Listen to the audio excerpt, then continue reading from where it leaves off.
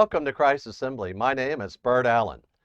Today I hear a lot of people talking about resurrection, that somebody died, they were dead for 20 minutes, they were on a table somewhere in a hospital, and they came back to life. And they tell remarkable stories, but what they say doesn't really match up with what's in the Bible. And you got to wonder, what are they talking about when they're talking about somehow they died? Well, what happens after you die? In the Bible, Jesus presented a really clear understanding of what happens after you die. You're going to either go to heaven to be with him, or you're going to Hades, a place where you're not with him and it's very hot. As a matter of fact, it is a place of eternal fire. But let's see what Jesus said.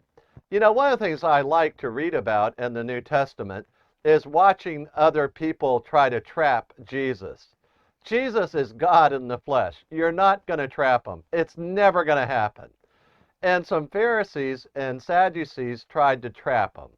And they came up and they had a question for him. But it's really the Sadducees who we're going to focus on today.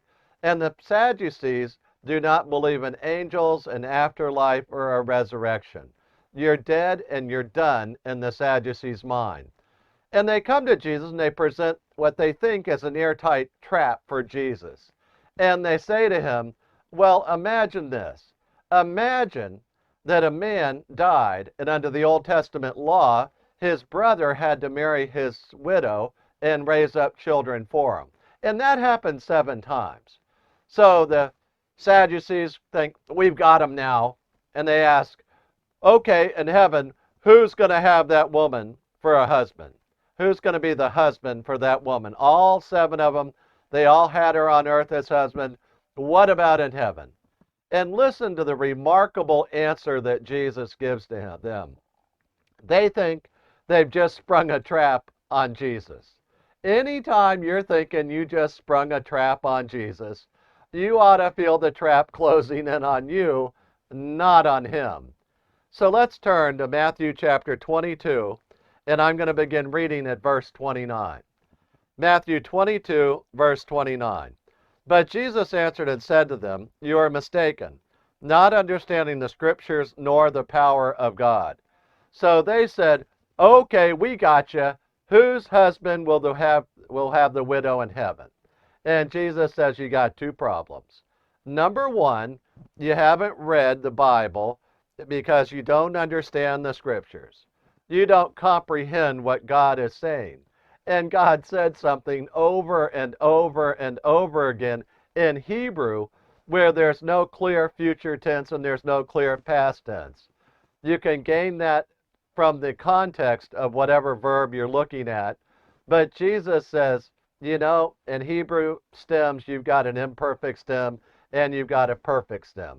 Imperfect is often future, perfect stem is often past. But he says, I'm not here to give you a Hebrew lesson. I'm here to give you a lesson about God. And he's going to use the Hebrew language to prove to them that they've never understood the Scriptures. That's just one. The second thing he's going to point out to them is, and you've never understood the power of God. Because those guys live every day denying the power of God. They deny the power of the resurrection. They deny any afterlife. They deny all the things that Jesus teaches and has been teaching over the course of his 3-year ministry up to this point in it. Right at this point, he's heading off to the cross within a week. Okay, so he says to them, number 1, y'all don't understand the Scriptures. And number 2, you don't understand the power of God. Watch what he does next. Verse 30.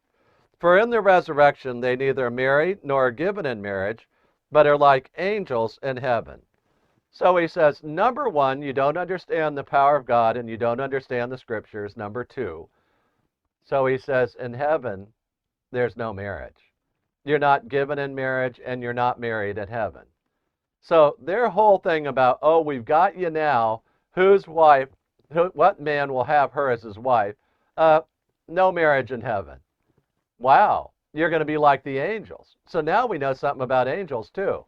In heaven, there are no angel married to another angel. No marriage among the angels. So among believers up in heaven, no marriage from one believer to another. We are all the bride of Christ as the church. Let's go farther. Verse 31. But regarding the resurrection of the dead, have you not read what was spoken to you by God? Whenever Jesus uses that phrase, have you not read, he's talking to guys that are very religious guys. And he's telling them, y'all should know this. You think you're springing a trap on me. Actually, y'all have already displayed, number one, that you don't understand in heaven there's no marriage. Number two, you don't understand what the Bible said, where he said regarding resurrection. So y'all have no idea about resurrection. Because in resurrection, you're going to be resurrected to be the children of God, just like you are on earth. You're going to shed your mortal body, but you're going to be raised imperishable. There is a resurrection in the Bible, and the Sadducees denied it all the time. That is why, and this is an old saying, that is why the Sadducees are sad, you see, because they deny the afterlife, the resurrection, and angels. They deny all of that. Okay, so Jesus says, this is really cool. He says, y'all have never understood what you read, and you read this over and over and over and over again. You had no clue. You did not understand the scriptures, and you go, what did they not understand, Bert? Tell me. Verse 32. At any time in the New American Standard Bible, which I'm reading, you see something in all capital letters. That means the editors of the New American Standard said that's a quotation from the Old Testament. So this is in all capital letters. I am the God of Abraham and the God of Isaac and the God of Jacob. They have heard that from the first books of the Bible, from the Pentateuch, the first 5 books, Genesis, Exodus, Leviticus, Numbers, Deuteronomy. 5 books. Those 5 books, the Sadducees say, don't have a grain of resurrection in them, not a grain of afterlife, not a drop. And Jesus says, well, wait a second. Didn't you understand when God said that I am the God of Abraham, I am the God of Jacob, and I am the God of Isaac? Remember, those are all in successive generations. One father to the next son to the next son. 3 generations, and he's the God of every generation. But his point is not successively, contemporaneously. He's saying right now, thousands of years after those guys died, or 1,500 years after those guys died, somewhere in that range, probably closer to 2,000. After they died, I am their God today. Today. They're not dead. Watch how he says this. He says, he is not the God of the dead, but of the living. Do you see that? They'd read that phrase so many times in Hebrew that it says, I am the God of Abraham, Isaac, and Jacob. I am, I am, I am. It's not I was or I will be. He's saying that's who I am all the time. And it goes down to its root word. That idea when Moses said, hey, what will I tell the people of Israel? Well, tell them that the I am God has sent you. Tell them that I am is the name that you've come from. The God who is always, forever existence. No beginning, no end, no middle, nothing, not created. Jesus was never created. Some people get confused about that when they think of Mary having a little baby. That's the beginning of Jesus. No, Jesus was the Word in John 1:1 that was from the beginning with God and was God and is God and will be God. So Jesus didn't have his beginning when he was born of Mary. That's where the eternal God, Logos, took flesh, the Son of God took flesh and dwelt among men. And he lived in that body prepared for him by his Father until the day that he died and gave it up. But then it was resurrected 3 days later by the power of God. And that's what Jesus is driving about here. Number one, they didn't understand the scriptures when it said, I am the God of Abraham, Isaac, and Jacob. They always thought, well, they're dead. And Jesus says, no, I'm the God of the living, not of the dead. But number two, he's implying this very clearly. He's saying, by the power of God, they're alive today. That you're thinking that they are dead, but Jesus is saying, no, they are alive, and I am their God today, right now. Think about how cool that is. What we should learn from this passage to apply to our lives today is that we should never forget that the scriptures teach from Genesis forward the resurrection of all people. The good people will be resurrected to life. The bad people will be resurrected to judgment. You can read about that more in John chapter 5. But for today, in Matthew 22, remember the Pharisees trying to trap Jesus. We should always remember that when smart people, intelligent people, theologians, philosophers, you name it, any kind of people that might come along and try to trap Jesus, the only trapped people will be the people who are trying to trap Jesus. The fool will always be taken by the trap that he sets for others. That's what the Proverbs tell us. So they try to trap Jesus with a story about 7 men having the same wife. Who's going to have her in heaven? Second point we ought to learn about our lives. Jesus wrote the Bible. And when he wrote the Bible word for word, that we can rely upon it, that it's true, and we can understand the Scriptures. We don't need someone else telling us what it means. We need somebody else reading it to us so that we can understand it with them. Never forget to read the Bible. When you study the Bible with me on this channel on YouTube, have your Bible. Read it with me. Let's read the Bible and see what Jesus says and not rely upon what other people tell you, including me. Let's always make sure we're reading what God said right from His Word. Then have a translation where you can read it and understand it. So let's go back. The third thing we ought to remember is the power of God. Not only can we rely upon the Word of God, we can rely upon the power of God for our daily lives. Jesus told us in Matthew 10:28 that we should not fear the people on earth who can do nothing more than kill our bodies, because after they've done that, they have no power over the afterlife. So Jesus is saying that when He's God of Abraham, Isaac, and Jacob, today, right now, that they are with Him and they are alive and they are not dead. Think about how wonderful that is for daily living today. That every day we know that Jesus Christ, by His power, and the power of the Father, and the power of the Holy Spirit, 3 persons, 1 God, that we can rely upon the power of God resurrecting Jesus. And even before that resurrection, think about this. Jesus was saying that I am the God of Abraham, Isaac, and Jacob. They're alive with me right now. Wow. Let's pray. Father, we thank you for your word and the glory of your word. Help us to understand the Scriptures and apply your power to our lives. We pray in the name of Jesus. Amen. Hallelujah. Before I close the video, I'd like to share with you 4 verses about eternal life. I often ask people this simple question: why should Jesus let you into heaven? And the answer to that question surprises many people because it comes from the Bible and it's simple and it's clear. Most folks, when they hear that question, they tell me, well, I've been good, or tried to do more good than bad, or I tried hard, or I've done a lot of nice things, and I hope God will let me into heaven. They somehow think if their good works outweigh their bad works, that God will let them in. But God says, actually, I'll let people into heaven because of a free gift. But the story from Jesus starts with 4 verses, and I'm going to read them one at a time. Romans 3:23 says, "For all have sinned and fall short of the glory of God." Romans 3:23.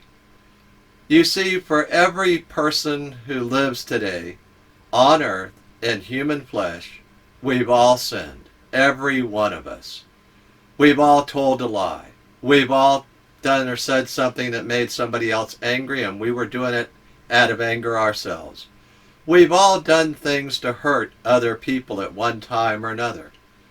God says that's all sin, and I look upon that as falling short of my glory, God says. God says we should never fall short of His standard, which is the glory of God. Well, is it serious that we've sinned? Should I be worried about that? Everybody sinned. Why should I worry? Well, consider Romans 6:23. For the wages of sin is death, that all of us deserve the death penalty. At the moment we sinned, we incurred the death penalty for the smallest sin or the biggest sin. I'm happy that Romans 6:23 continues and says, "But the free gift of God is eternal life in Christ Jesus our Lord."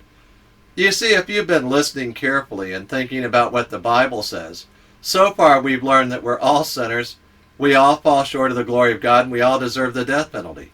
This doesn't sound like good news until you read the last part of that last verse. It says that God has a free gift for all of us. It's in Christ Jesus our Lord, and it's eternal life. The free gift of eternal life that only Jesus Christ can give you. He said he's the way, the truth, and the life. No one comes to the Father but through him. Why would God offer us this great gift if we're all sinners? Well, Romans 5:8 tells us. It says, "But God demonstrates his own love toward us, in that while we were yet sinners, Christ died for us." He died for us. He died in our place. God loves sinners like you and like me. He died in my place and in your place. He paid the death penalty for me. I often illustrate the free gift like this. That I have this old Nissan truck. It has 285,000 miles on it. It's not that great a truck. It sits at the beach every day. But I illustrate the point this way. I hold up the keys to my truck and I say, I'm going to make you a symbolic gift of my truck. But until you take the keys out of my hand, it's not your truck yet. Well, let me tell you what I mean. A lot of people have been going to church for years. They know all about Jesus. They can quote verses about Jesus. But they know in their heart that they're not quite right with God. And there's never been a day in their life where they've been born again and they know it. You see, they're just staring at the keys in God's hand, and he's offering you the free gift today of saying, reach out by faith and receive that free gift and take it into your heart today. Receive the free gift. Okay, how do we do that? Well, Romans 10:9 tells us how to do that. It says that if you confess with your mouth Jesus is Lord and believe in your heart that God raised him from the dead, you will be saved. And he means saved from the death penalty, eternal destruction. So we can receive that free gift right now by faith, and we can pray a prayer together. I urge you to pray with me. I'm going to pray it right now. Lord Jesus, I thank you that you love me. I confess that I am a sinner and I fall short of the glory of God. I confess too that I deserve the wages of sin, which is death. But Lord, you offer me the free gift of eternal life in Christ Jesus our Lord. I accept that free gift right now. I believe that you love me and that God died on the cross for me, that Jesus Christ is God, and he died on the cross for me. You paid the death penalty for me, Lord Jesus. Thank you so much.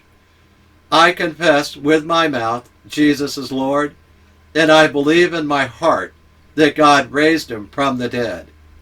I repent of my sins, and I accept that free gift, Lord. Thank you so much that you have forgiven me. In your name I pray. Amen. Now, if you prayed that prayer with me, I'd love you to send me an email and we'll rejoice together. Send me the email at friend@christassembly.org. That's friend@christassembly.org. I look forward to hearing from you.